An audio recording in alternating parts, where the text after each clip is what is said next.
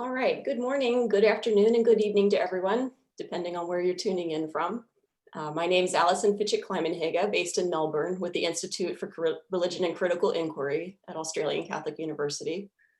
And today I'm delighted to welcome you to our Saintliness seminar on the theme of icons and holiness.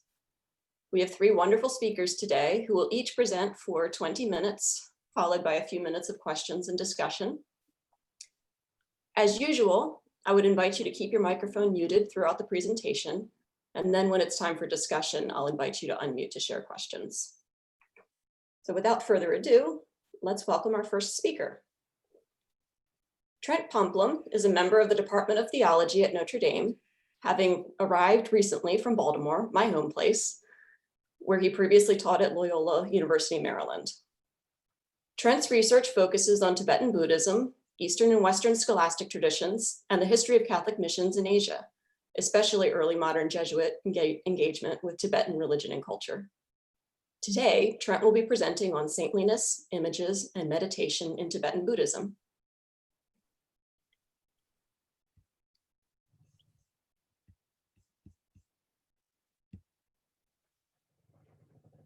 All right, thank you, Allison. Can everyone see this?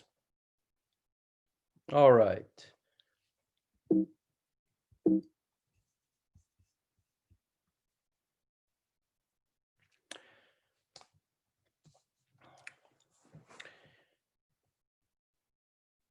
Tibet is a highly scholastic culture.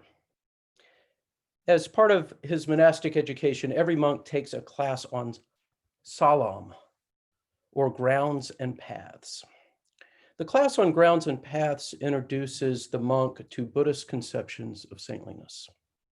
As it so happens, it covers much of what Professor Gemello discussed in his presentation last week.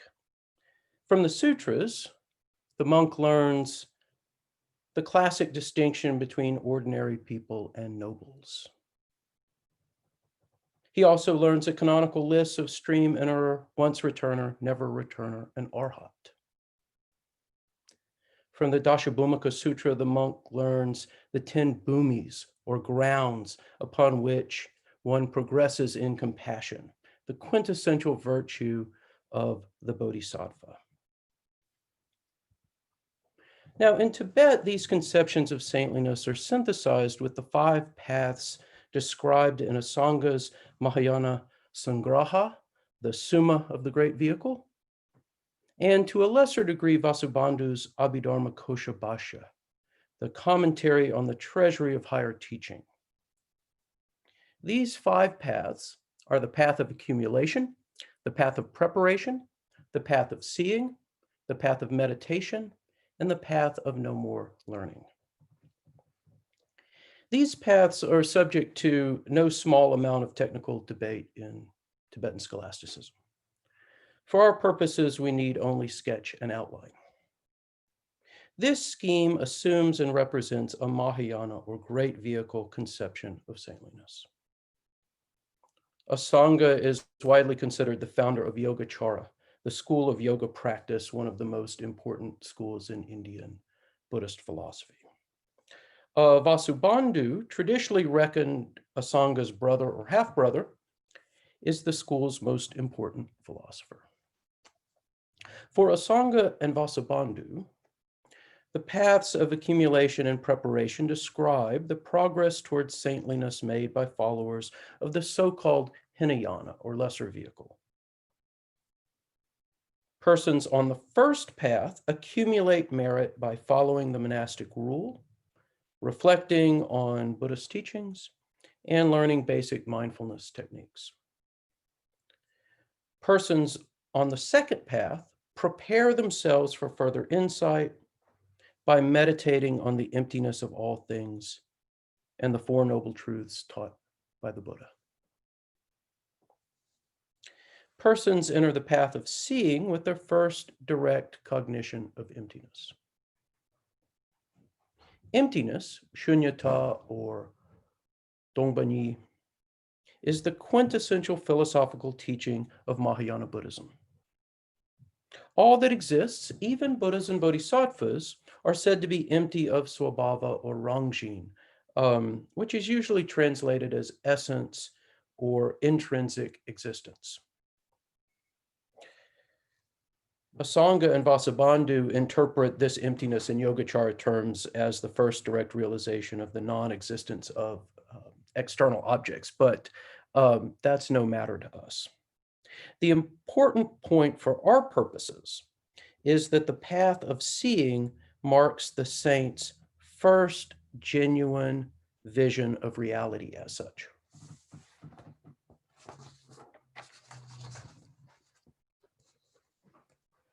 Now, persons on the path of meditation gradually remove the obstructions that prevent them from reaching enlightenment for the sake of all sentient beings, a process that is commonly thought to take eons.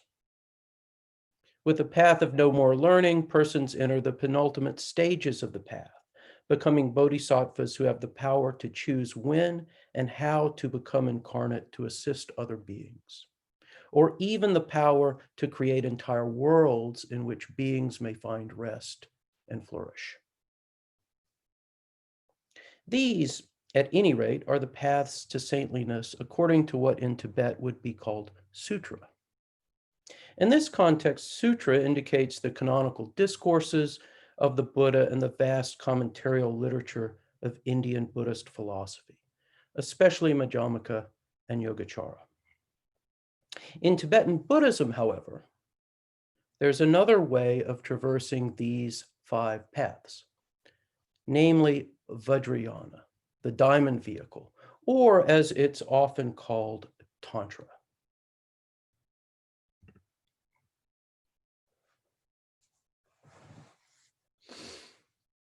In the late 7th century, Buddhists began to write new scriptures they called tantras. Tantra literally means continuum or continuity.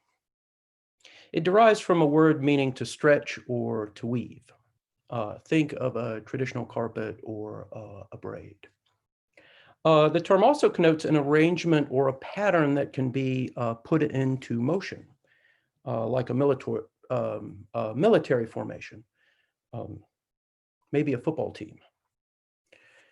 These new scriptures usually took the form of dialogues between deities and their retinues. They revealed new liturgies and new devotions. As a rule, these new liturgies included initiations, sacrifices, and feasts. The accompanying devotions required complex visualizations of deities and their celestial dwellings. With these new visualizations came a rather startling iconography.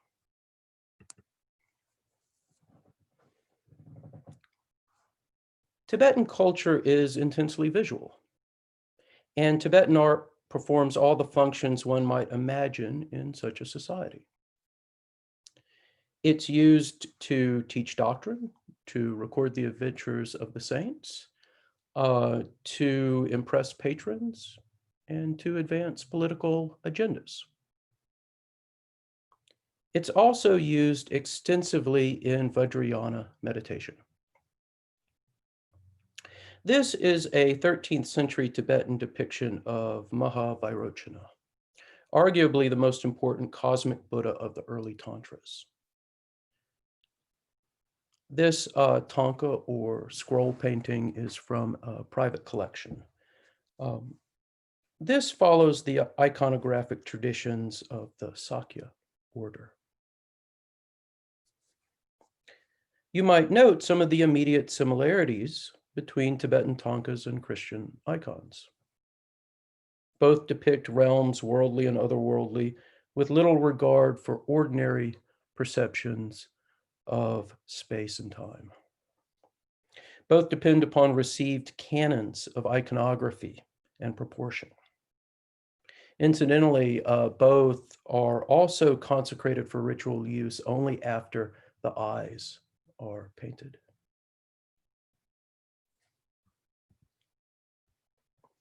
Although regional and cultural differences can be discerned in Tibetan paintings, and occasionally one even sees something like the expression of individual genius, Tibetan painters follow strict iconometrical rules. This is an 18th century Sino-Tibetan depiction of the goddess Sri Devi in her terrifying Tibetan incarnation as Maksor Gyemo, the queen that repels armies.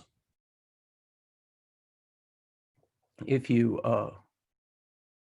look closely at the detail on the right, you will see that she's riding her horse. Actually, canonically, this is a donkey. She's riding a donkey across a sea of blood. You can see the bones of the enemies of the Gelug order floating in that blood.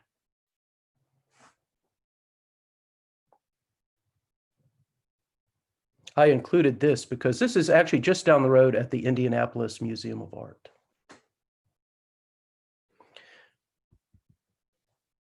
Now, the forms found in iconometrical manuals can be quite complicated. This is Dorje Chiche, Vajra Bhairawa, the adamantine terror. This is one of the chief Tantric deities venerated in Tibet. Vajra Bhairawa is the wrathful form of Manju Shri, the Bodhisattva of wisdom.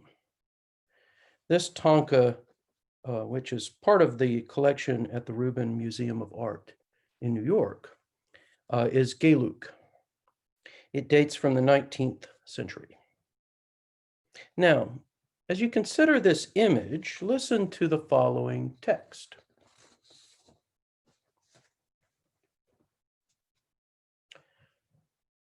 Sri Vajra Bhairawa is dark blue with 9 faces, 34 arms, and 16 legs. He is found resting in Pratyalida, that is contrapposto with the right leg bent. He is screaming, intent upon devouring the 3 worlds. His pale hair bristles, his brow furrows, his eyes glare.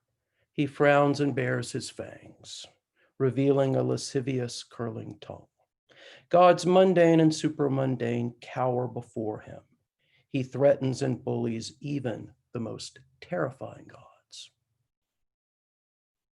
His shout resounds like rolling thunder. He drinks the blood of human beings, sucks their marrow, eats their fat, and licks the grease. He is crowned with 5 dry skulls and adorned with a garland of 50 freshly severed heads. His sacred thread, that is the initiatory thread given to twice-born castes in India, is a giant black snake. His circlet earrings and jewelry, bone. He is naked and has a prodigious gut. His brows, lashes, beard, and body hair blaze like the fire at the end of time. His first face is a buffalo's, black and horned. Between his horns is another frightful red face with blood dripping from its mouth. Above this, one sees the yellow face of Manju Shri, less wrathful, depicted as a young man with 5 locks of hair. The face under his right horn is blue, that to its right red, that to its left yellow. The face under the left horn is white, that to its right the color of smoke, that to its left pitch black. All 9 faces are 3-eyed and exceedingly wrathful. Now, this is just the beginning of a long encomium that describes each of Vajra Bhairawa's 34 hands and each of his 16 feet. It describes every object he holds and every being upon which he tramples. It describes the various figures of his retinue in similar detail.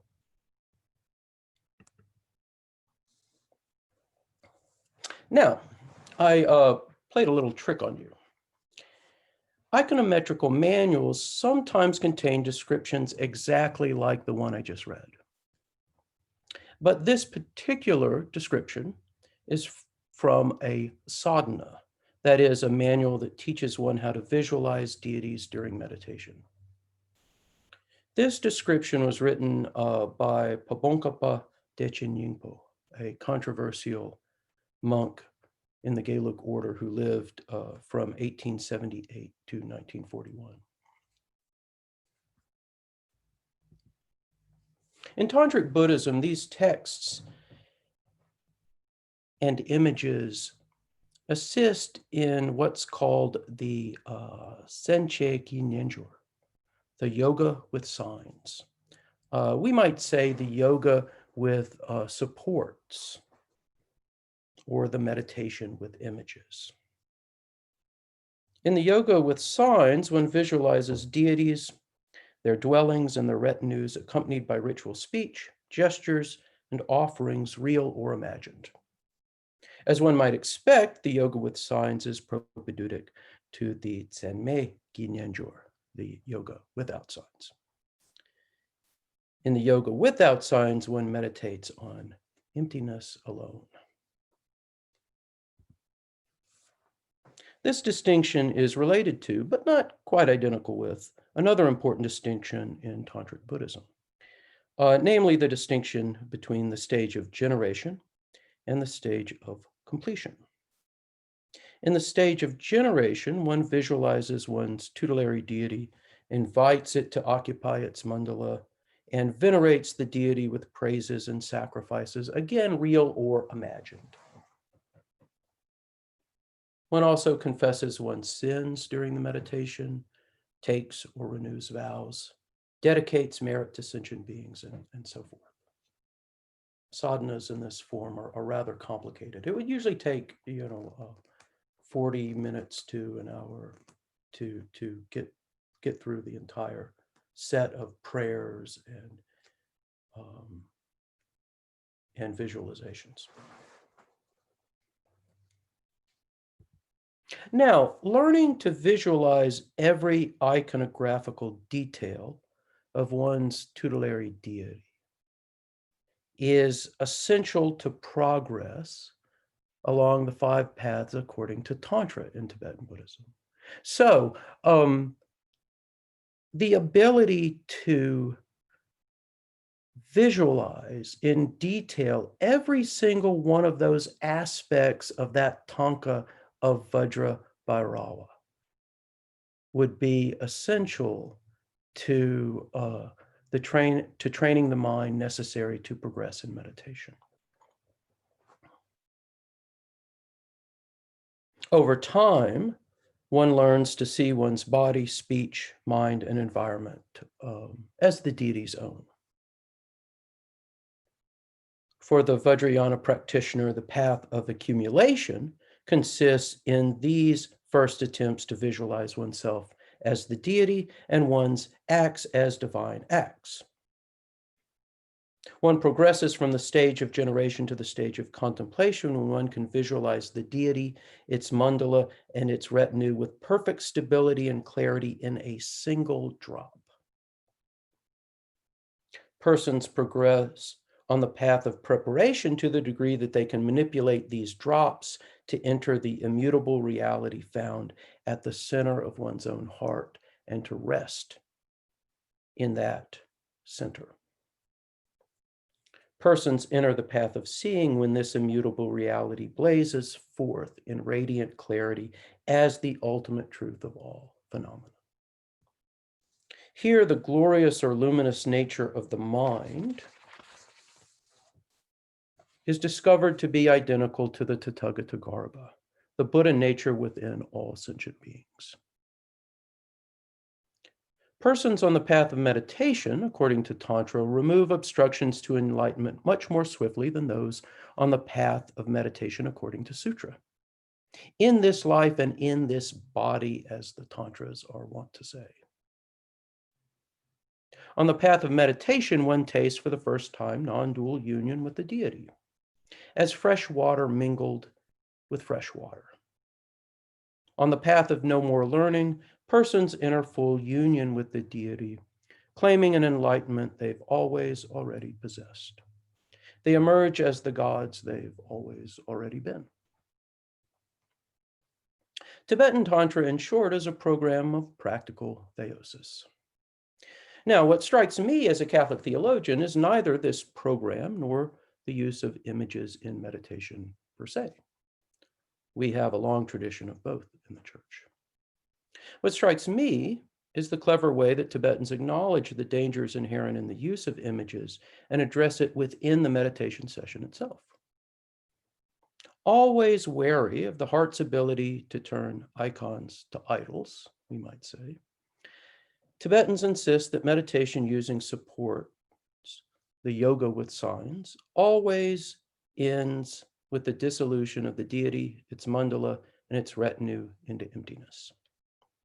Indeed, at the end of any meditation, the practitioner dedicates any merit he might have gained to the welfare and eventual salvation of all sentient beings, thereby retaining the reciprocal relationship between emptiness and compassion found in every Mahayana text.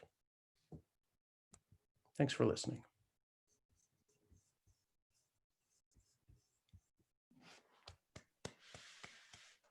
Thanks, Trent. Hey, thanks, y'all.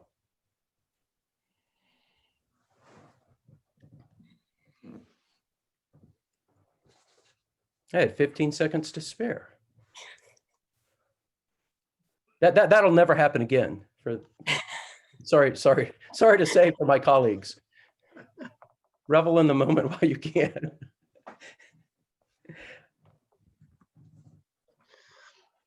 All right, would anybody like to raise a question?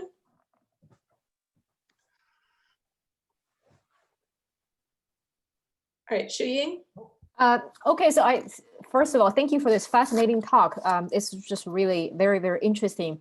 I have a very basic question. So that image of Sri Devi just really reminds me of the Kali in Hinduism. Is there any connection between these two goddesses? Yes.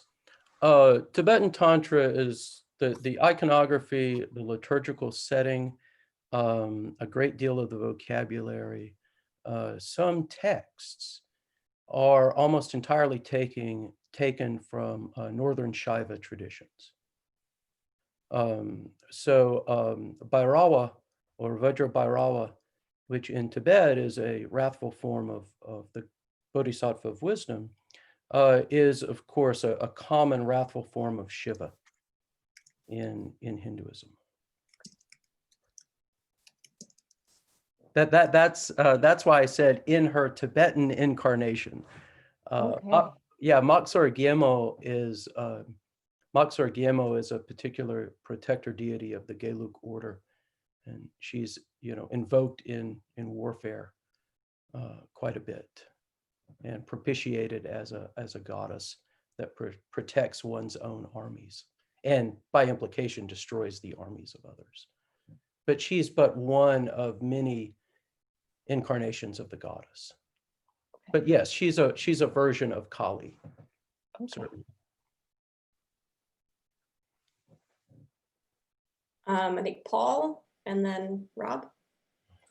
Glad to defer to Rob since he's an expert. But my quick question would be just the accessibility of these practices to ordinary Tibetans, or simply were they restricted to monastic practice? Well, that's a complicated question. In theory, these are esoteric practices, but in actual practice, every sadhana of this sort, sadhana can be used to talk about the actual devotion or the text. Every sadhana involves an abhisheka, an initiation, or in Tibetan would be called a wong, an empowerment. And those are kind of 11-day rituals. They happen in the monastery, but all sorts of people might attend them. You need permission to attend them, but they are not strictly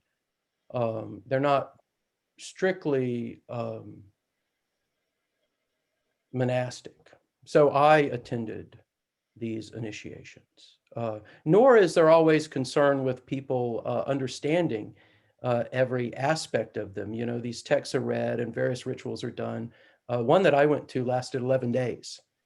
And, several of the monks there were, 6 years old or 8 years old, I mean, make no mistake, they were seated in front of me.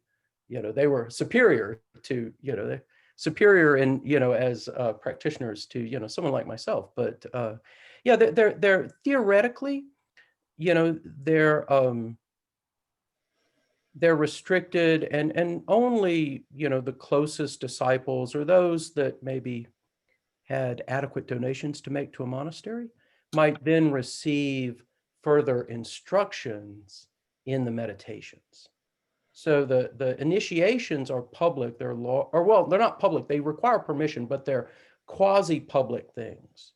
And then the actual instruction in the meditations, which would require meeting the Lama, is more restricted.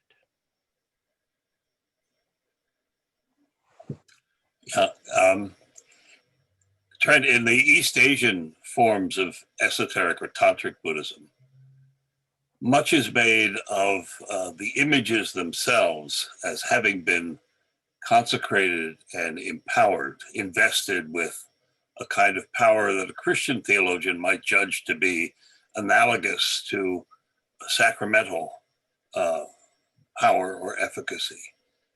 And a lot is made in the East Asian traditions of that category of sanctification through ritual conferral. Is that the same can be said, do you think, in the Tibetan tradition? Yes, I think so. I think that's definitely the case.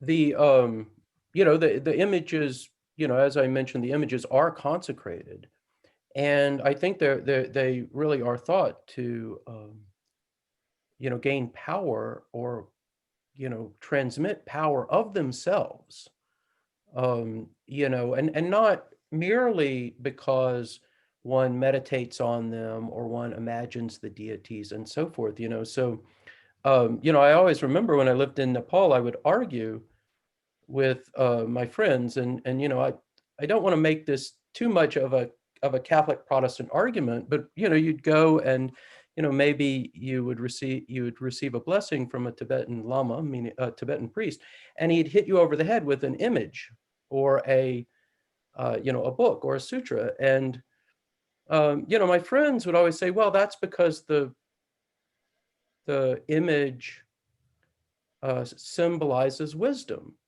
But I would always say, and I think I have the text to support this, that no, the image itself is holy. The image itself contains the power. There's almost even a sense, as in these Tantric traditions in which the image is in some way the deity, just as the mantra associated with is the deity's speech. So yeah, there's a strong connection made between the image being the real body of the deity, just as the mantra one would receive in the initiation is the real speech of the deity. And, I suspect, I think in the Indian case, or in the Tibetan case, this goes back to kind of Indian notions of the darshan that you can receive, when approaching the image of the deity in a temple. I think this too, in other words, comes from the larger Shaiva context. Thank you.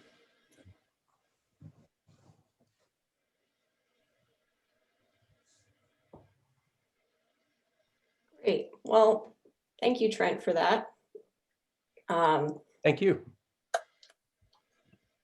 Now I want to go ahead and welcome our second speaker. Federico Aguirre Romero is a member of the Faculty of Theology at the Pontifical Catholic University of Chile. Federico's work focuses on art and theology, as well as theological aesthetics, with a particular interest in iconography. And we're so pleased to have him join us here today.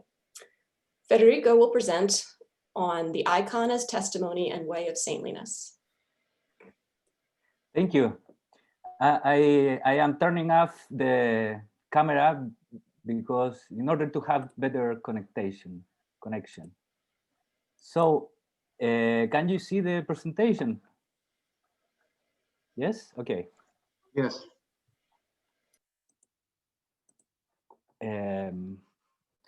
So good afternoon. First of all, I would like to thank Gabriel Reynolds for the invitation to participate of this conference and all the people that made it possible. Also, I thank you, all the people present here, for your interest and in the patterns that you will need in order to understand my English. My presentation is about the cult image and its relationship with the saints and the saintliness. So in the late 17th, very near Notre Dame, at the University of Chicago, Peter Brown gave a series of lectures on the origin of the cult of saints in late antiquity. These lectures were collected, sadly retouched, and eventually published under the title The Cult of the Saints, Its Rise and Function in Latin Christianity. In this text, Brown addressed the emergence of the cult of saints within Christianity, its impact on the organization of the church, as well as the sacramental function assumed by a series of practices that today in the West we classify as popular religion, but which originally spanned all levels of the church life. In addition to the historiographic value of Brown's work, which documents an era in history quite denigrated by modern historiography, it is worth highlighting its contribution to the discussion about the nature and function of the so-called popular religion. In this regard, Brown emphasized that the appearance of a two-tiered model, that is, of an official religion and a popular religion, would only be plausible eventually after the entry of Christianity into the public life of the Roman Empire at the end of the 4th century. At that moment, a sort of clerical and intellectual elite was being consolidated. From the end of the 4th century, the leaders of Christianity, who actively entered the public life of the empire and elaborated a sophisticated dogmatic apparatus for Christianity, began to distinguish themselves with respect to the mass of believers. However, Brown warns that despite that fact, both strata shared the same religious praxis in which the cult of saints stands out as a central practice. It is important to emphasize in this regard that when we speak of the cult of saints, we are not referring to a theory of holiness, but to a series of practices that have as their object relics and images, which were venerated by rich and poor, by intellectual and illiterate people. In this regard, Brown highlights the negotiation process between the saint and the bishop when the latter seeks to consolidate his institutional role as mediator against the supernatural power that the people recognize in the relics and images of the saints. To some extent, the consolidation of episcopal institution in Christianity went through a tacit agreement between saints and bishops, who in many cases even had to transfer their episcopal sees to the vicinity of the sanctuaries and associate the exercise of their political power to the thaumaturgical power of the saint who burst into the sanctuary during the festive celebration. Brown's work constitutes a great documentary contribution to overcome the limitations of the modern theory of the two-tier levels, which in many cases ends up building an imaginary wall between areas of the life of the church that are in practice interconnected. Although the tension between these two spheres is a fact, especially in relation to the exercise of power and control of the sacred. It is also true that the normative distinction between an official religion and a popular religion oversimplifies the multifaceted reality of the church, where the same spirit is manifested through a multitude of charisms. I would now like to address these two dimensions of the cult of saints, the dogmatic and pragmatic dimension, on the basis of the analysis of the specific function assumed by the cult image, icon, in the context of Christianity. The cult of the saints, and in particular, the evolution of their veneration through the cult image, is a reality that runs through the entire history of the church to this day. Nowadays, images are venerated in the sanctuaries of Latin America with the same fervor that they were venerated in the period of late antiquity. However, the appreciation of the cult image in Christianity has not been uniform, since there have been iconoclastic tendencies within Christianity from its origin to the present day. The cult image has been called into question in a great range of places and eras. The cult image may not have been always prohibited, but its sacramental power has surely been undermined. Some Orthodox theologians consider the iconoclastic controversy as the final synthesis of Christian dogma, which coincides with the end of the patristic period. In this regard, the discussion raised during the iconoclastic controversy goes far beyond a purely aesthetic or sociological question, linking itself to the fundamental presuppositions of Christian dogma. As Cardinal Christoph Schoenberg established in his comprehensive study on the theological foundations of the veneration of images, the Trinitarian and Christological controversies are the true background of the iconoclastic controversy.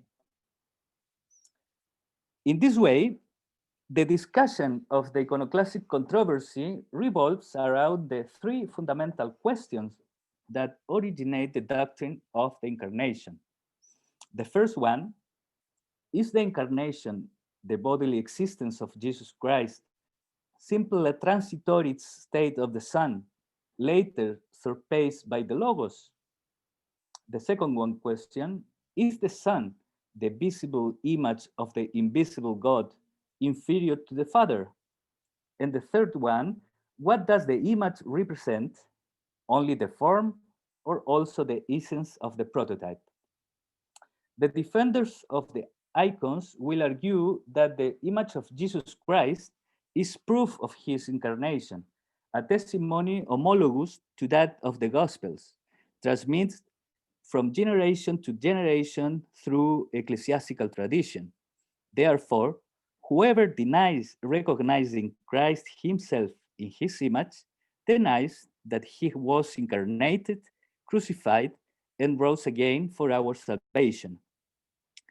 The connection between the argumentation in favor of the image and the preceding Christological and Trinitarian discussions is evident in the recurring citations to Athanasius of Alexandria and Basil of Caesarea, both in the conciliar text and in the work of the Holy Fathers, defenders of icons. As an answer to the first two questions posed above, the veneration of image will not cause major inconveniences. So, as answer to the first question, the face of Christ, like every aspect of his bodily existence, constitutes a full expression of the dual nature of the Son, man and God. And the second one question, the Son, who is the image, icon of the Father, is not ontologically inferior, but rather they share the same divine essence, attested by his resurrection and the signs, semeia, of his life on earth. In this sense, the iconoclastic controversy does not involve any novelty regarding the explanation of the incarnation. Now, the third question, what does the image represent, will become a real challenge for the theologians of the iconoclastic controversy, since a natural image is not the same as an artificial image. The first one shares the same essence as its prototype, such as the Son with respect to the Father, while the second one differs radically from its prototype on the ontological level, as is the case of a portrait with respect to the person it represents. In other words, the Son does the same and shares the same existence with the Father, while a portrait is the inanimate reproduction of a prototype that moves, speaks, smiles, stares, etc., freely and voluntarily. What is more, the portrait may look more or less like its prototype, in which case there would be better and worse called images. The theological concept of image, icon, as it was used in the arguments against Arianism, established the essential identity between the Father and the Son, homoousi, but at the same time safeguards the personal alterity between the two at the level of hypostasis or person, without which there could not be a relationship of communion between the two. However, when applied by analogy to the case of the cult image, the problem of the ontological distance between image and prototype arises. Now, from the first phase of the iconoclastic controversy, particularly in the work of John of Damascus, it is defined that what the cult image represents is not the essence, ousia, but the hypostasis. In this sense, the production and veneration of an image of Jesus Christ does not seek to define, much less contain his divinity, but rather to circumscribe, perigrapho, the aspect of his hypostasis. As established during the iconoclastic controversy, the cult image does not replace the prototype, but neither is it a simple edifying illustration. It has a sacramental power that comes from the very event of the incarnation. That is, God has adopted a specific body and face, a triandric hypostasis, and through this concrete material existence, he wants to make himself known. It is at this point that lies the theological foundation of the sacramental function of the image and the contribution of the iconoclastic controversy to the explanation of the doctrine of the incarnation. The image of worship does not circumscribe the divine essence, but rather its hypostasis, through which God himself, Father, Son, and Spirit, makes himself known, communicates and carry out the sanctification of man and woman. As Cardinal Schönborn highlights in commenting on the postulates of John of Damascus, the iconoclastic controversy, together with underlining the centrality of Christological mediation, highlights the material and concrete dimension, the ephapax, of the salvation. So in this last section, I would like to go a little deeper into the sacramental function of the image of worship, that in addition to being a testimony of holiness, is constituted in a medium of sanctification. Importantly, the cult image is not an amulet or a magic item. Its sacramental efficacy does not depend on the artistic skill of the one who produces or the power of the one who manipulates it, but on the communal action of the people of God that have a relationship with that image. Now,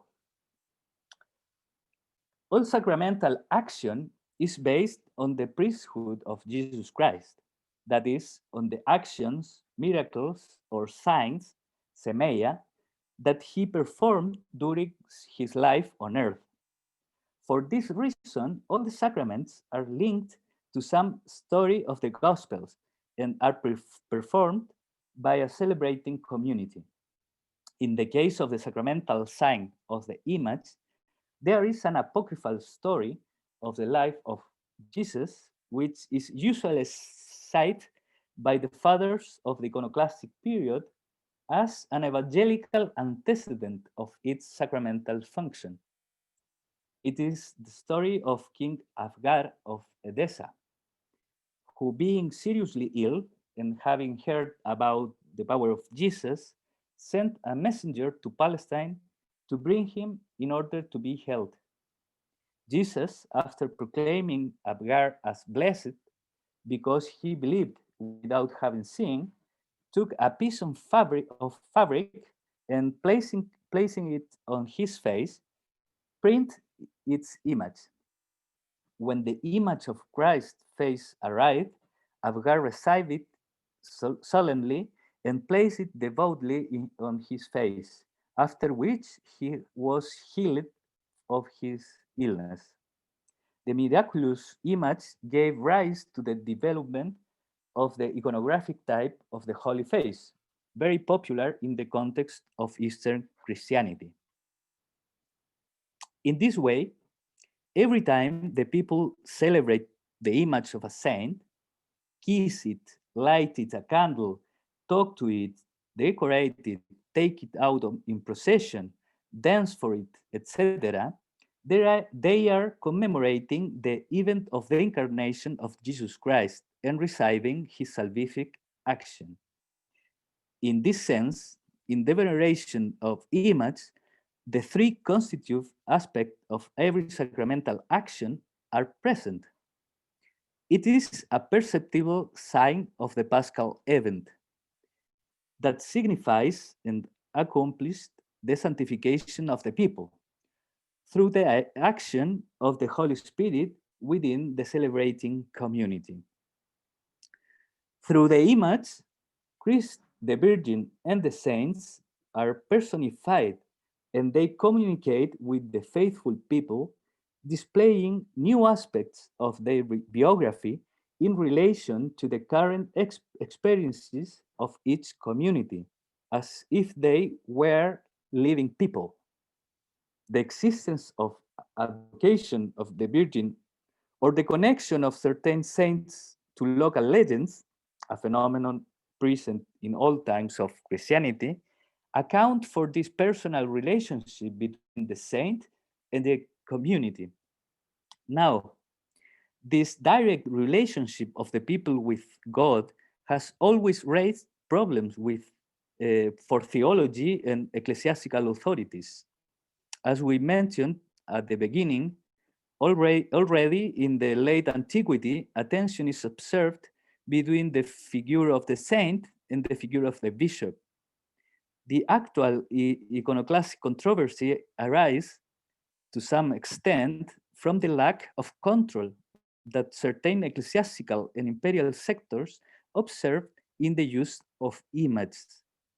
The Tridentine Church, while promoting the use of images for evangelization in Latin America, observes with concern the appearance of images of the Virgin that communicate directly with native peoples.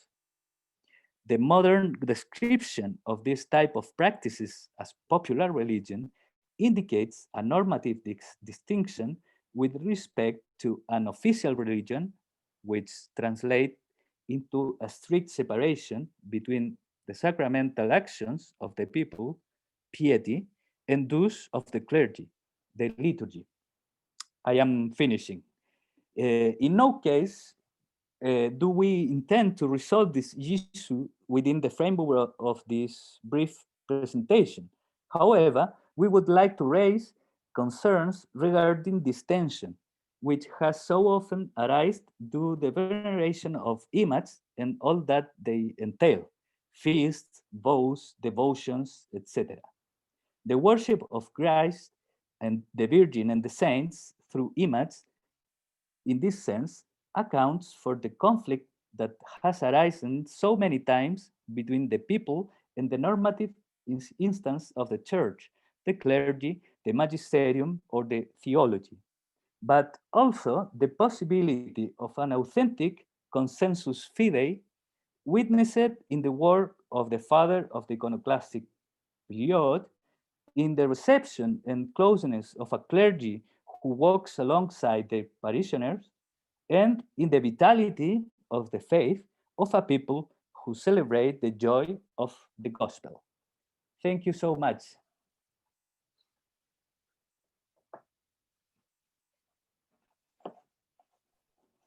I am trying to close. Okay. Perfect. Thank you, Federico.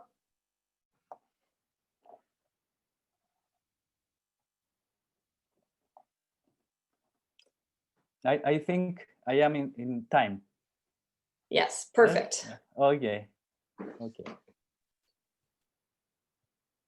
So I'll start off with a question of my own. You mentioned that the cult of images is thriving in churches in Latin America today.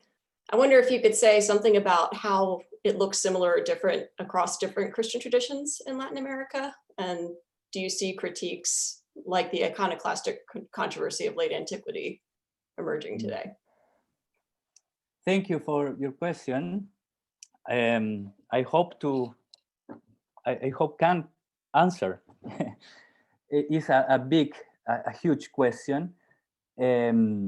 I think that there are very much similarities between the practices that we can observe in the Eastern Church, you know, that is very connected with the reality of late antiquity. They conserve very much traditions or practices of this period than Catholicism. And in Latin America, I think there are so many practices that is very similar. You know, during the evangelization, the goal was use the image as a way to show the faith to the Indian people, but not with this sacramental level that have in the Eastern. But the Indian people return this use of the image because they had in their religions, original religions, they had this material, you know, or this magical, if you want, use of objects. And so it is very interesting how the native people, without knowing the doctrine of image, finally ends using the image like the Eastern Church. It is very interesting, you know. They kiss the image, they talk to the image in Eastern and Latin America.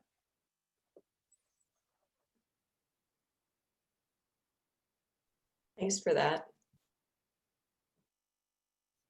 So it looks like we have a question from Brianna Nickel. Brianna, did you want to unmute and ask your question? I can try. My connection is not fantastic, but thank you. Yeah, that's why I typed it in the chat as well. But I'm really curious because you're describing the image and its sacramental power, and you mentioned both its kind of revelatory role, but obviously it also has some role to play, soteriologically speaking. So I'm just curious, since you say that it signifies the hypostasis more than the essence, or instead of the essence, then is that idea of sacramental power, is the revelatory or teaching role a lot more emphasized, or is it more about the role in affecting the salvation of the viewer in some way? Thank you. Thank you for the question.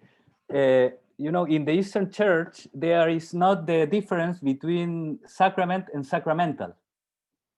You know, there are sacraments, important sacraments like marriage, baptism, but there are a lot of practices that they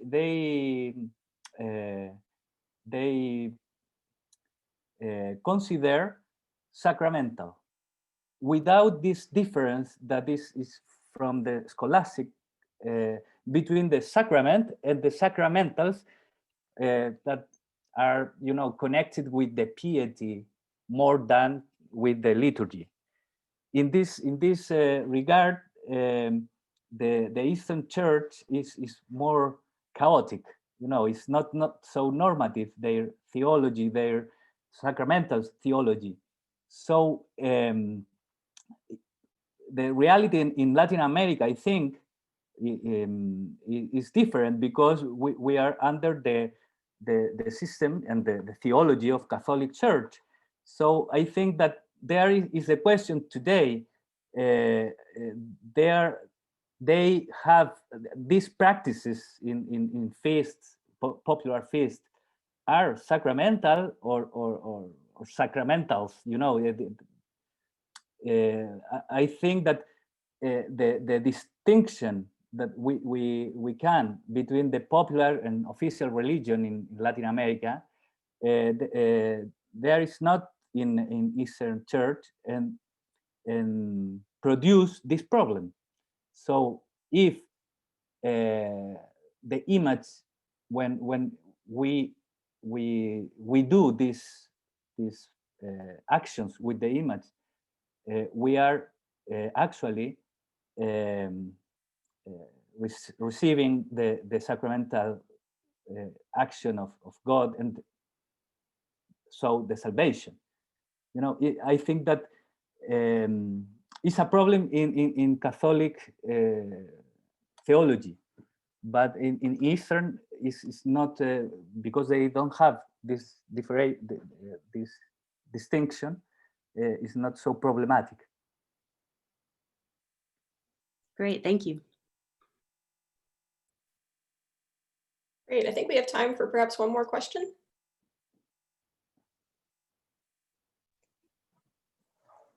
Gabriel? Thank you for a beautiful talk and the beautiful images and the careful discussion of a complicated question. I was going to ask if there is a difference theologically between the representation of saints and the representation of Christ. Good question.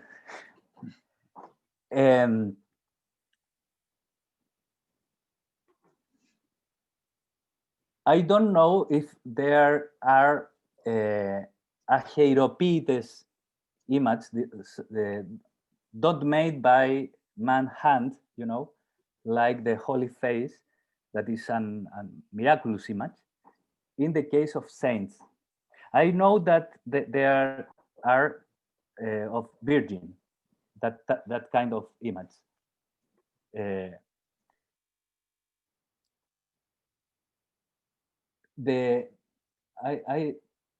I could say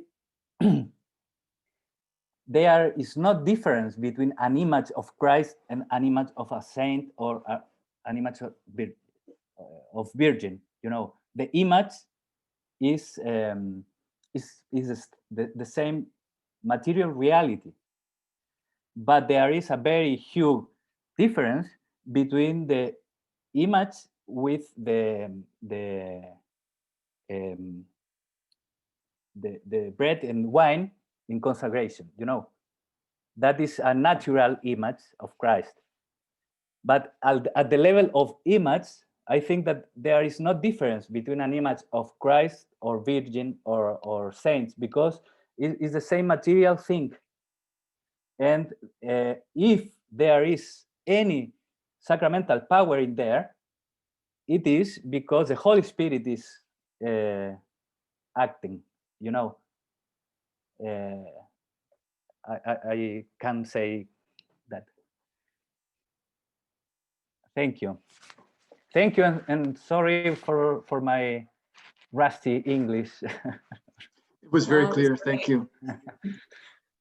Thanks so much. Now, last but not least, I want to turn to our final presenter. Paul Kollman is a Holy Cross priest and a member of the Department of Theology at Notre Dame. Paul's scholarship focuses on African Christianity, mission history, and world Christianity, with a particular interest in the Catholic missionary evangelization in Eastern Africa.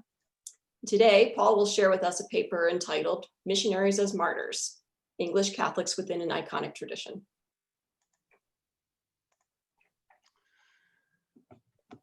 Thank you very much, Allison. Can you see my PowerPoint? We've got it. Great. As Allison said, my title is Missionaries as Martyrs. I would like to add a question mark because as you can tell, as you will soon tell, I want to ask questions about how it is that people are designated martyrs. When Father James Prendergast died in eastern Uganda on June 20th, 1900 of the dreaded Blackwater fever, he was, I believe, the first British Catholic missionary to lose his life in sub-Saharan Africa. Naturally, an obituary was prepared for him by the Mill Hill missionaries to whom he belonged. My focus here is that obituary, which was unusual due to its restraint. This paper wants to explain that restraint while exploring tensions that arise when one memorializes the heroic deaths of missionaries, especially the uneven attribution of martyrdom metaphorically to missionaries who die in mission fields. Those tensions operated in Mill Hill memorializations like that of Father Prendergast. The St. Joseph Missionary Society, called Mill Hill after their London suburban headquarters, was founded in 1866 as the official Catholic missionary body of Great Britain. Mill Hill's founder, Herbert Vaughan, later Cardinal Archbishop of Westminster, Catholic designation for the London diocese, dreamed of a glorious Catholic mission legacy for Great Britain. This paper will advance a twofold argument to explain the restraint in Prendergast's obituary, and by extension, to talk about why it was hard for Mill Hill to call him a martyr at his death.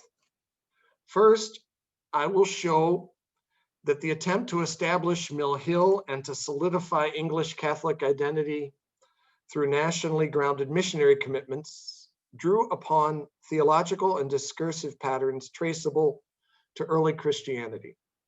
Martyrdom has long seemed a sacrificial act with uniquely generative and regenerative capacities for a Christian community.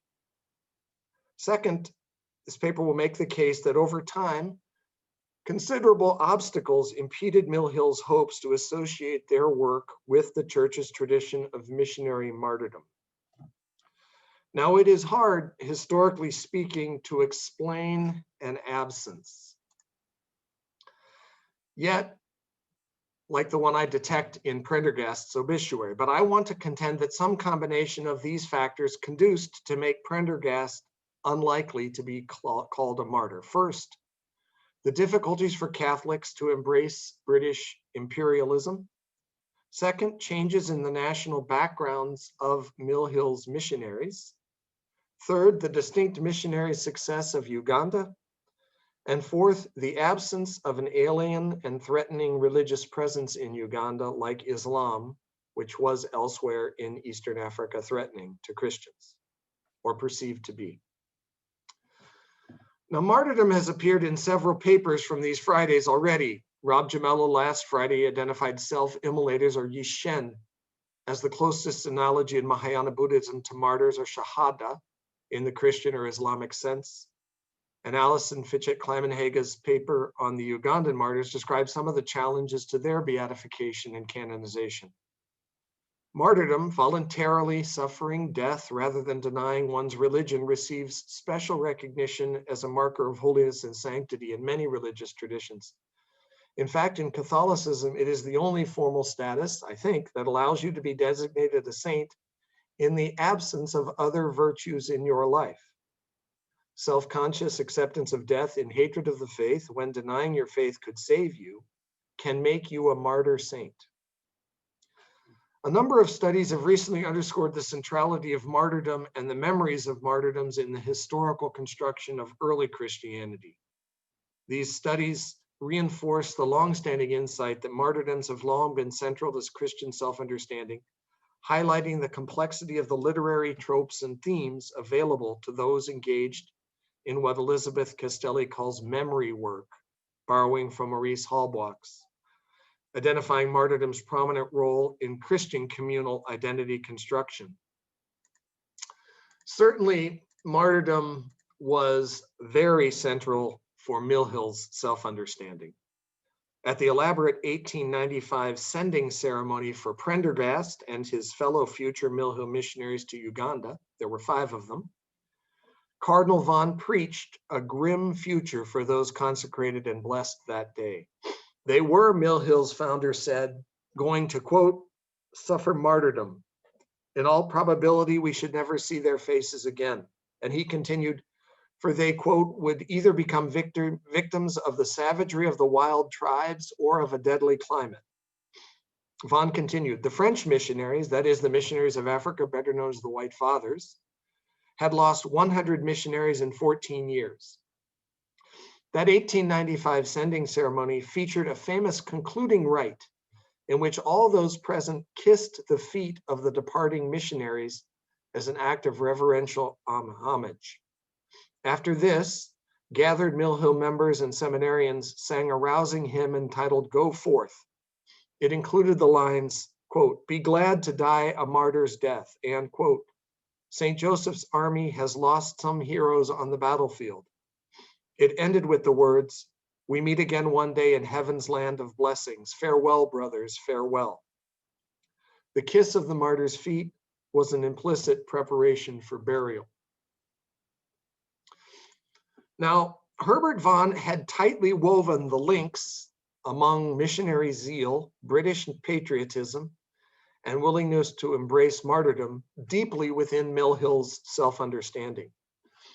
Conversations with leading Catholics in the UK soon after Vaughan's ordination to the priesthood led him to decide to start a Catholic missionary society, British, modeled after the Society of the Foreign Missions of Paris, Mission Étrangère de Paris, or MEP, who had served in Asia for 2 centuries.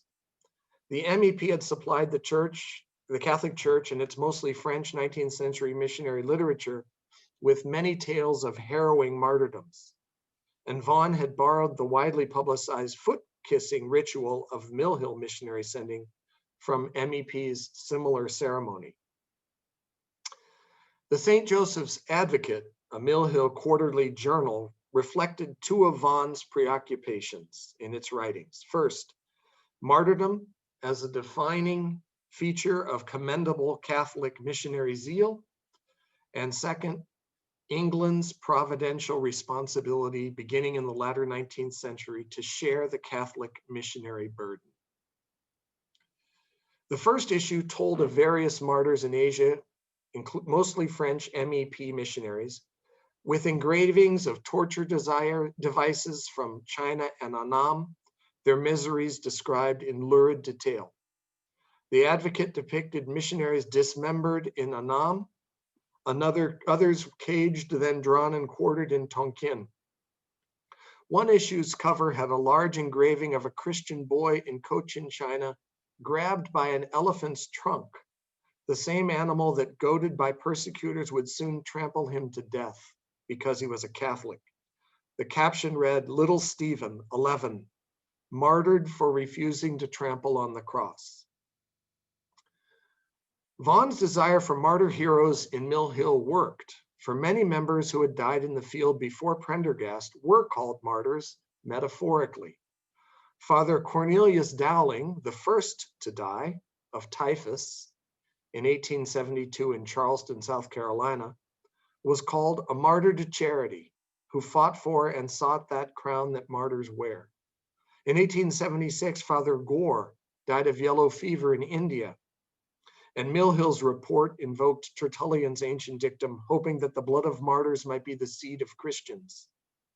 In 1889, Father Daniel Kilty, who died in Lower Tibet, was deemed a martyr to zeal and charity. Another feature of Mill Hill discourse throughout this period, besides its preoccupation with martyrdom, was the nationalistic tone of its missionary zeal.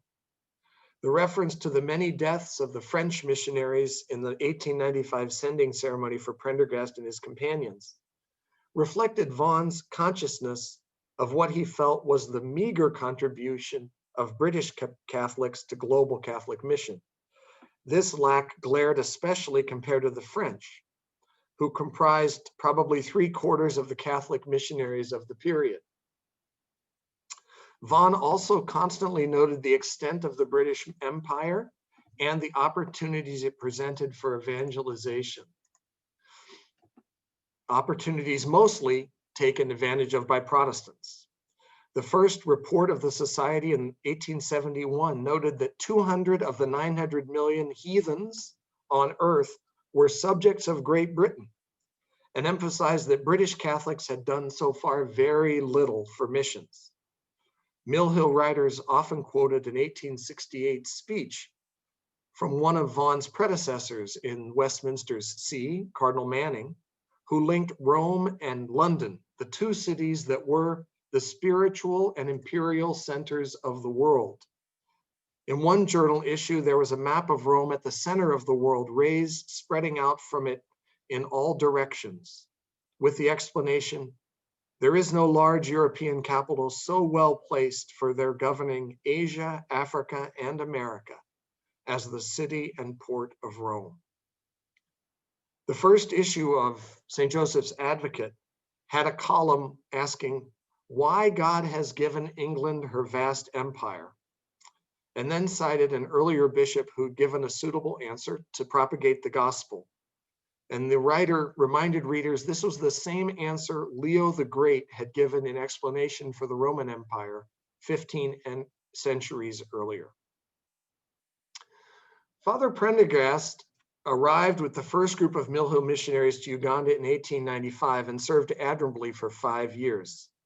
The letter on which his obituary is based from a fellow Mill Hill missionary, Father Thomas Matthews, described him as indefatigable and full of energy and extolled his ardent work on behalf of Uganda's people.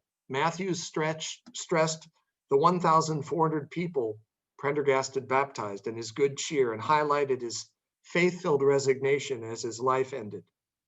Yet Matthews does not mention, nor does the obituary, the Catholic missionary legacy that Vaughan had extolled and Prendergast embodied, nor did the missionary obituary describe as a martyr in the metaphorical ways of previous Mill Hill missionaries, nor the way that martyrdom had been ascribed to Protestant British heroes from Africa and elsewhere, whose deaths were memorialized in the later 19th century. For example, David Livingstone in 1873, or Lord Gordon, allegedly beheaded after the siege of Khartoum by the victorious Sudanese Muslim leader, the Mahdi, in 1885. So why was Father Prendergast not called a martyr? Mill Hill's goals of developing their heroic legacy of zealous British Catholic missionaries, evangelizing the British Empire and embodying the zeal of martyrs of the past, faced challenges. One challenge arose because seminarians coming to Mill Hill increasingly came from outside Great Britain itself, especially from Holland and the Tyrol. Vaughan and others complained about the lack of missionary zeal from proper Englishmen and others from the British Isles, but they were eager to have recruits for their expanded mission. They needed men to send. Besides this decreasing Englishness of Mill Hill, Catholics in Great Britain also struggled to link their missionary work to the growing national story that featured the responsibility of a global empire. Imperial sentiment in Great Britain took an anti-Catholic aspect in the latter 19th century, as a pronounced Protestant missionary providentialism arose within British colonial expansion and the discourses accompanying it. This historical discourse was suspicious of Catholics, and it found particular welcome in Canada, New Zealand, and Australia, though its roots were in England. And this made it hard for Catholics to take part in an increasingly central part of British self-understanding. Martyrdom played a significant role in developing Protestant missionary providentialism, which celebrated martyrs to empire, often with their Christian fervor quite prominent. Elizabeth Charles wrote a book in 1885, Three Martyrs of the 19th Century, studies from the lives of Livingstone, Gordon, the martyr of Khartoum, and Pattison, a missionary bishop who died in the Pacific. And it went through many editions, selling thousands after 1885's publication. And national narratives elsewhere stressed that heroic deaths had opened the way to colonialism throughout the empire. Captain Cook's death in the South Pacific, General Wolfe's in Canada, Gordon's in the Sudan. There was even mass martyrdom, for instance, the alleged Black Hole Massacre in India. Even stories of martyrdom from early Christianity could divide Anglicans and Catholics in Great Britain in the 19th century. In a fascinating and telling coincidence, 3 different mid-19th century novels by prominent Englishmen tell stories of female martyrs from the early church to advance their visions of the proper place of Christianity in the Britain of their day. Each wrote tales with loose historical grounding to argue for their views of an ideal Christian England. Kingsley adduced the historical figure of Hypatia, a woman killed by monks for alleged heresy in the 5th century, and tells her story to defend his Protestantism. Wiseman, in a novel that inaugurated the Catholic Popular Library, invented Fabiola, who dies in the catacombs full of fervent piety. Newman's novel centers on Callista, who dies after her baptism, thus undergoing martyrdom-induced baptism of desire. Catholics elsewhere did memorialize their missionary dead and link them to national colonial destinies via metaphors of martyrdom. This was especially true among the French, who comprised 75% of the world's Catholic missionaries in 1900. French Catholic missionary obituaries long had a stereotyped quality that drew upon martyrdom conventions. Besides the official martyrdom accounts as of the MEP missionaries that Millhill highlighted, Catholic French missionaries dying in midst of their service were long perceived as analogous to martyrs, even when their deaths were due to natural causes and not attributable to odium fidei, hatred of the faith. Millhill was not alone in referring to their martyrs dying of disease, or their missionaries dying of disease as martyrs. National sentiments in these obituaries of French martyrs, French missionaries, professed the affection of the deceased for his beloved homeland, France, or sometimes Brittany or Alsace, making these kinds of national loyalties prominent. In contrast, the notice about Prendergast's demise, though reverent, showed little of the extravagant saccharine quality of notices of a similar sort in Francophone missionary journals, and none of the nationalism in French Catholic or English Protestant accounts. This despite his admirable life, his missionary success, and his pious death due to disease in a remote and exotic place. Why then, given such possibilities for embellishing potential causes for missionary martyrdom, did Prendergast get such a non-heroic obituary? Several factors contributed, I believe, to its understated nature. First, the nature of the Millhill membership, increasingly non-British, militated against nationalistic references in their common self-descriptions.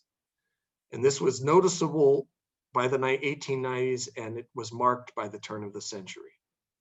Second, much of the Uganda territory had a few years before become part of the British Empire After a widely known Catholic versus English, French versus English, or Catholic versus Protestant, French versus English battle of sorts that had brought Mill Hill to Uganda in the first place. By the time Prendergast died, Uganda had developed formally Protestant royal institutions of kingship. Thus, though Vaughan had sought to reinforce the patriotism and evangelical zeal of British Catholics, historical forces in Eastern Africa only highlighted the tensions between Mill Hill's British and Catholic identity.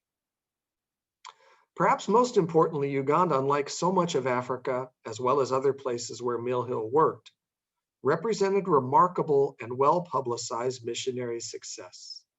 Like the White Fathers, as well as Anglicans, Mill Hill missionaries baptized hundreds and soon thousands each year.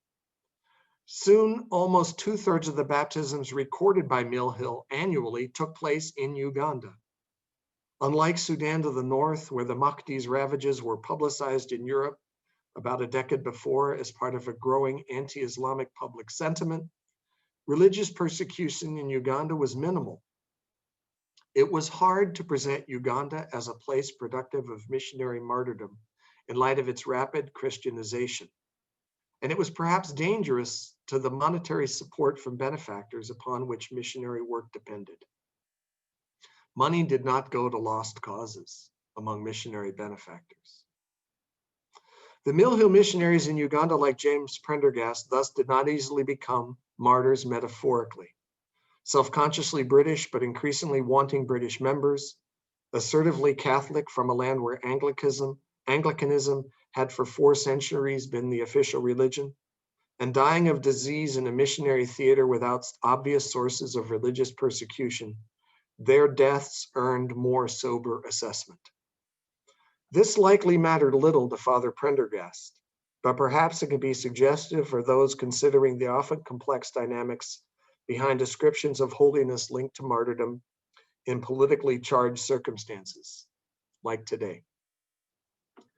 Thank you.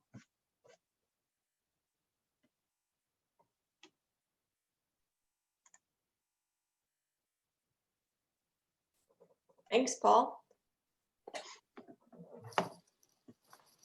All right, questions for Paul?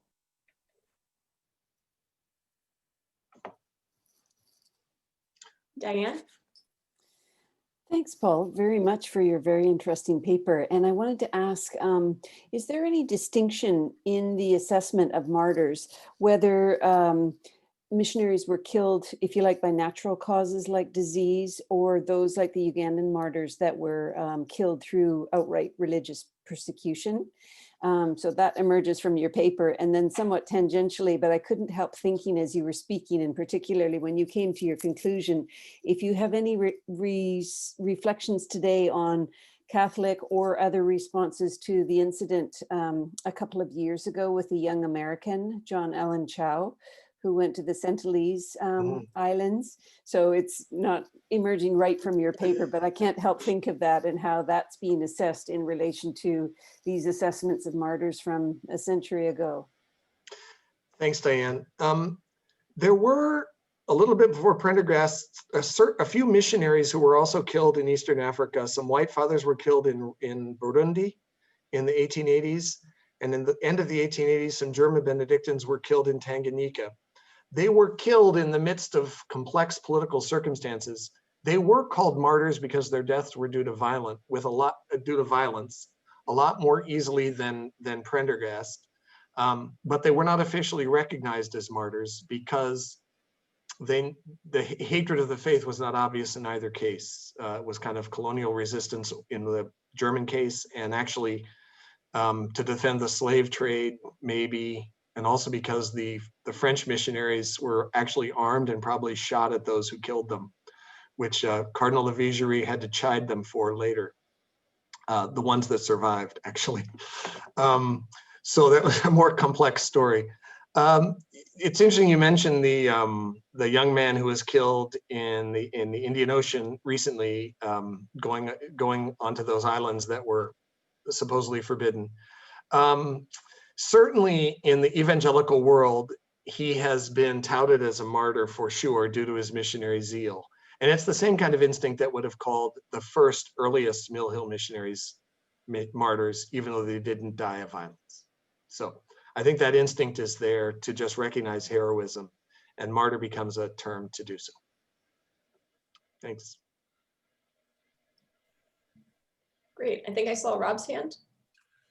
Diane's first question was the question I was going to ask, so thank you. All right, Kathy. Thanks, Paul. That was really interesting. My question is, I thought it was really clear as to why he hasn't been lifted up as a martyr yet, but is it too late? I mean, I think there's one thing, you know, we have our human measure of time, and then there's God's time. And then is the attention that you're giving to him, could that be a mechanism for lifting him up? Might his meaning be reinterpreted today? So is all hope lost? That's a great question. I do think we need not think of only those who are recognized as such as worthy of emulation and even prayer to them in a personal devotional way. If you go to the Mill Hill archives, they have memorialized the names of those who've died from the beginning in a series of pretty impressive marble slates with the date of death and the location where they died. And clearly for the Mill Hill missionaries who came after these deceased, the idea was that they would pray with and for those people, and maybe even to them. So I wouldn't hold anything against possible reverence. And indeed, the more I read about Prendergast, the more interesting he is. He's funny. He's a good writer of description, a describer of his missionary exploits. He's humble. He clearly knew literature. He calls himself a Mark Tapley character in one of his descriptions in a reference to Martin Chuzzlewit, a Dickens novel, a rather obscure reference. So he clearly was someone who was seen as clever and interesting. Yeah, but there's no cult around him. But there is memory. There is memory in the local, and I think, you know, to make that leap, and I agree wholeheartedly that we shouldn't only lift up those who are officially recognized as such, but I think sometimes that leap from the local memory of a person to a broader devotion, sometimes we can't predict what, you know, what the conditions are that create that. So you never know. So I think that's right. And the fact that he was the first British Catholic missionary to die in sub-Saharan Africa isn't minor, because there have been a lot of them after him. So that is interesting. At least I think he's the first. I haven't found an earlier one. So yeah. All you have to do is publish that he's the first, and then someone will find. Okay, that's an ambition I'll have then.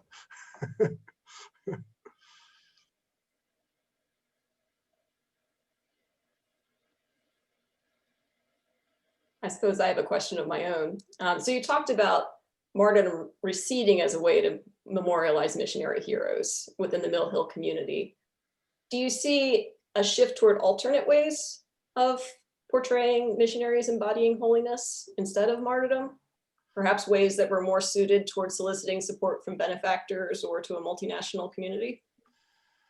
Certainly in the missionary literature that I read, numbers really started to matter in order to get funding. So the numeralization of missionary success by sacramental accumulation, number of first communions, number of baptisms, number of marriages in a year became essential for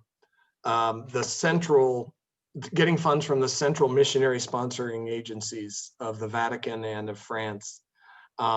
All missionary communities were encouraged to be accurate but bold in reporting the numbers of sacraments they celebrated every year. And that was a surefire way to get the attention of benefactors over time. Yeah. As a scholar, I would like to see missionary creativity have done more, but that was very hard to communicate in the 19th and early 20th century in a way that appealed to mission benefactors.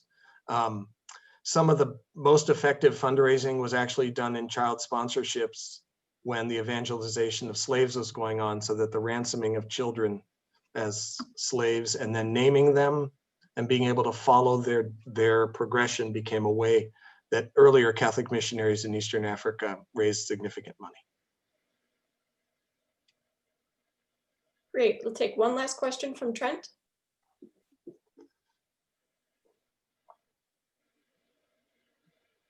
Paul, thanks. That was absolutely fascinating.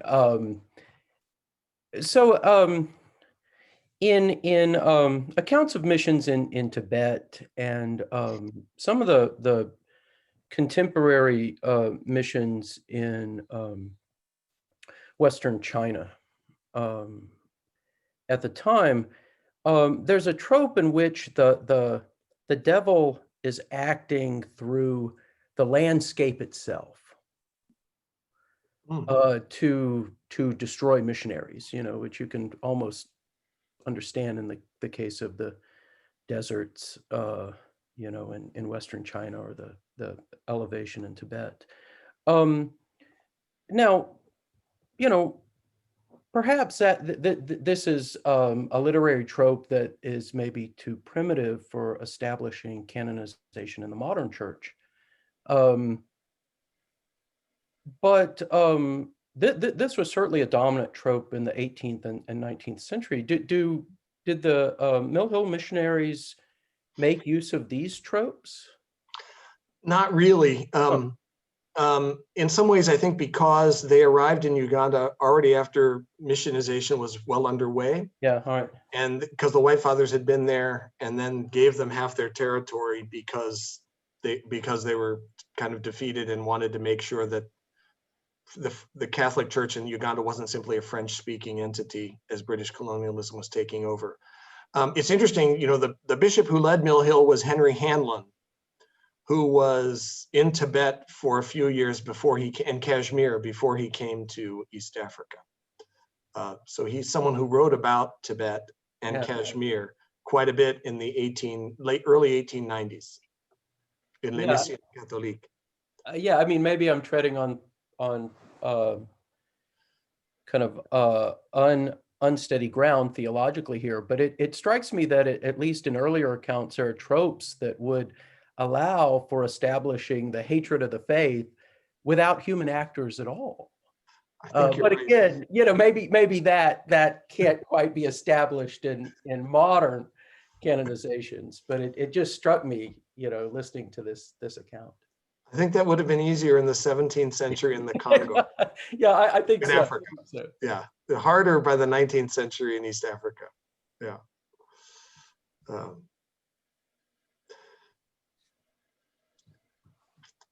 Great. Well, friends, our time is gone for today.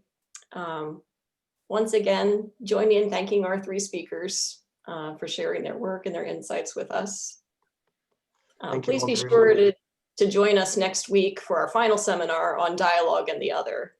This promises to be a really exciting session, so I hope you invite your friends and hope to see you all there. Thank you. Thanks, Allison.